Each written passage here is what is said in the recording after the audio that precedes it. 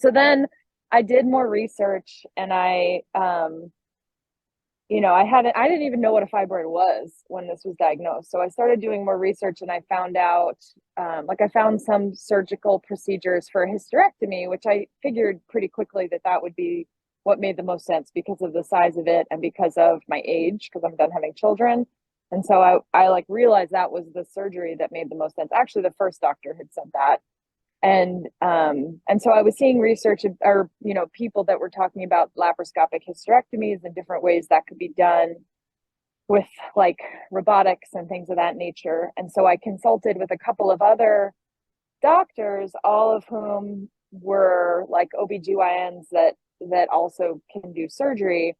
And I got sort of the same message, which was basically like, we can try to do it laparoscopically, but based on the size, like he may need to do open surgery. Like some of them were like, oh yeah, this is probably going to be open surgery. And other ones were a little bit more like, we'll see.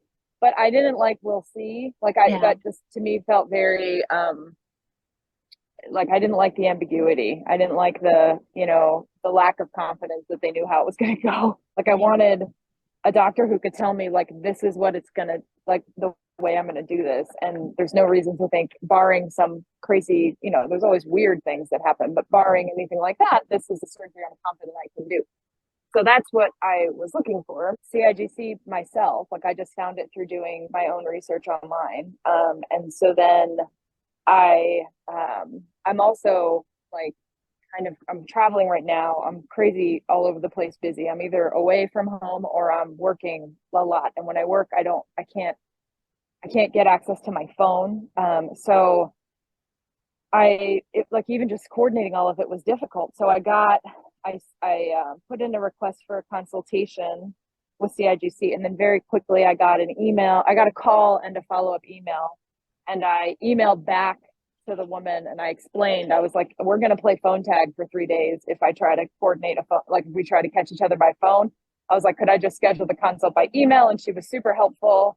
And so she scheduled the consult with me. It was actually, I was out of town, and by phone with Dr. McCool. And I had the consult sitting in my car waiting to take my daughter into ice skating. And my daughter's 14, and she was in the car with me. And we had the phone call with him. And it was so reassuring. Like he was definitely like, he took his time. They scheduled it for an hour. I think I talked to him only for maybe 20 or 30 minutes, but it was Yeah. enough. Like he answered all my questions.